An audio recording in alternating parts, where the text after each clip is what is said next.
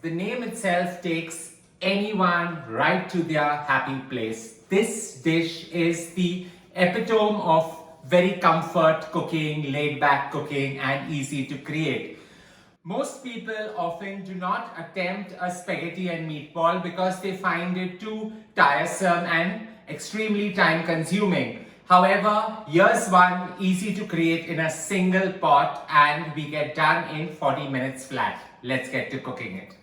Starting off, this entire creation of mine gets to creating the spice mix that goes into the meatballs. So in a heavy bottom pan, I'm just going to take about 15 to 20 ml of extra virgin olive oil. Allow it to get nice and hot. To that, I'm adding a tablespoon of finely chopped garlic, about 6 cloves of finely chopped garlic. Loads of heat coming together through the chipotle peppers, so about 6 chipotle peppers finely shredded. The garlic and chipotle peppers blooming and scenting this entire mix. In goes 1 red onion finely chopped. All we want is the mix to get nice and soft. Get a slight shade of golden brown but not get overly charred. Once this is done, in goes about 2 tablespoons of finely chopped parsley, and this is what's going to scent the entire meat mince. This gorgeous spice mix is going to come down to room temperature, and we're just going to allow it to mix straight into the minced meat along with some eggs and create the perfect balls or dumplings. All this now needs is a great mix of everything together. So I've got about 500 grams of minced meat. I like super fine minced meat so that everything mixes perfectly well and holds well together while creating the perfect meatballs. To this, in goes the warm spice mix that I had created of chipotle peppers, garlic, and red onions, along with the oil and everything. The chipotle peppers form such beautiful specks of red in this entire minced meat, and the flavor just accentuates this entire creation over here. So while this is nicely mixed and it's well dispersed in the entire minced meat, in goes 2 eggs because I just want it to bind well yet be moist and soft within. We're just going to allow this to mix, and while I'm using a ladle out here, you can go right ahead and use your hands if you feel that's really comfortable. Cooking with the hands actually adds a little more love into the entire dish is what I believe, because it just helps you bond with the entire end result. While this has mixed well, in goes a generous sprinkling of some sea salt and some freshly milled black pepper. That's all you need to create the perfect meatballs. I'm going a little overboard over here because I'm obsessed with black pepper.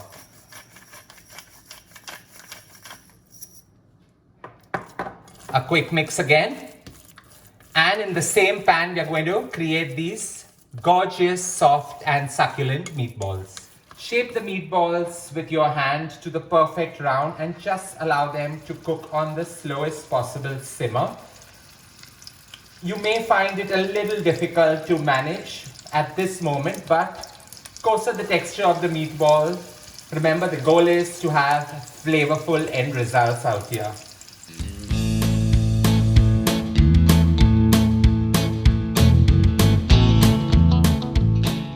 Halfway through the process, I would say about 2.5 to 3 minutes. We're just going to turn them and allow them to cook on the other side. So give it a nice turn, and while you can see the meat nice and browned slightly, all you need to do is now cook it on the other side. And this becomes the most difficult part of the dish. Simple, easy, and we are done with it.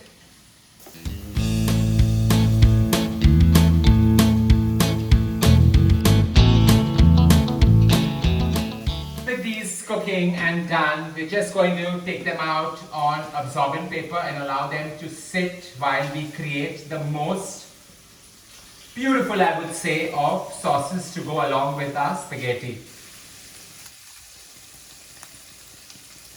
With all the meatballs out, we are just going to ensure our boiling water is nice and hot, and we're going to season it with an overload of salt. So in goes about a tablespoon of salt, and we're just allowing it to come back to a boil before we start creating the dish. Now, most people don't know this, that after you take out the meatballs, you have sheer flavor lying in your pan. So just deglaze it with about a tablespoon of olive oil and cook with all those flavors coming alive. So into that goes 1 tablespoon of finely chopped garlic. So I'm using about 6 cloves of garlic here.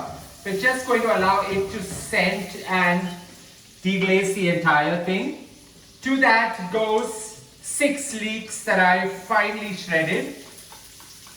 And this is going to create that perfect magic where everything comes together and the leeks absorb all the flavor of the deglazing.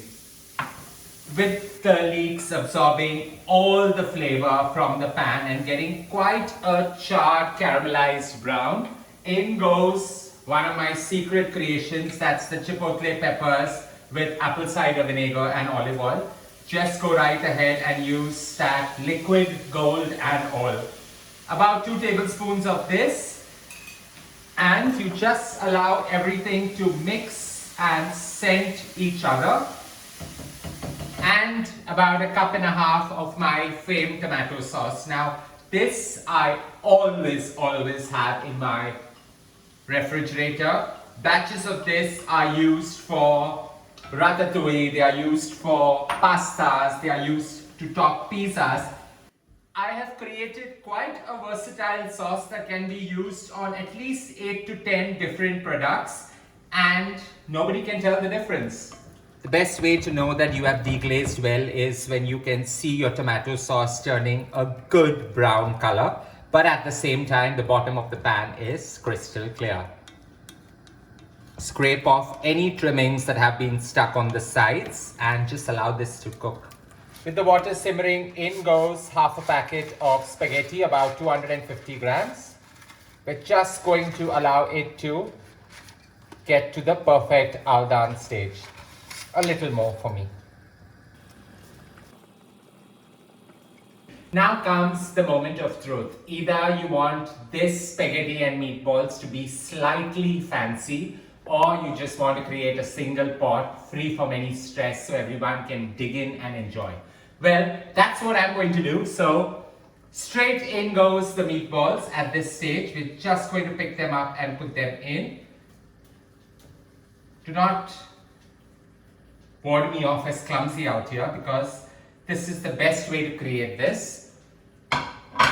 Give this a slight toss in the sauce before you just add the spaghetti and toss everything up. Slight tossing is all that's required. And it's going to get saucier once you add the spaghetti with some of the water into it. I'm just going to add a ladle of this salted water right into this and give it a generous mixing. Not too much, but you don't need to season when you do this. Handling and managing spaghetti from a hot bowl can be quite an art, where you see half the things falling down, but just take it and dump it straight on top. That goes in as well. Just get everything out. A generous tossing of this and you're ready. So just a light toss, just ensure everything from one side comes up. You don't need to do too much out here. Ensure you do not break the meatballs, but even if you do that, it just adds to the overall flavor, is what I believe in. So minimal tossing, and we are ready to garnish. What's spaghetti and meatballs without Parmesan cheese, right? So a generous sprinkling of it, about a tablespoon to a tablespoon and a half, or you can just go a little more. It just mixes everything well together. And some basil, so finely shredded basil, about 4 tablespoons of it, just to ensure everything comes together in perfect harmony. A light toss again, and We are ready to plate. Here we have it, my take on this gorgeous spaghetti and meatballs. Comforting, soulful, and something to enjoy either for brunch or on a simple, lazy Saturday afternoon. I hope you enjoyed creating this gorgeous meal with me. We're just going to get to plating it now. Don't forget to share loads of love by hitting on the like button as I struggle to do this. And as I always say, don't forget to subscribe.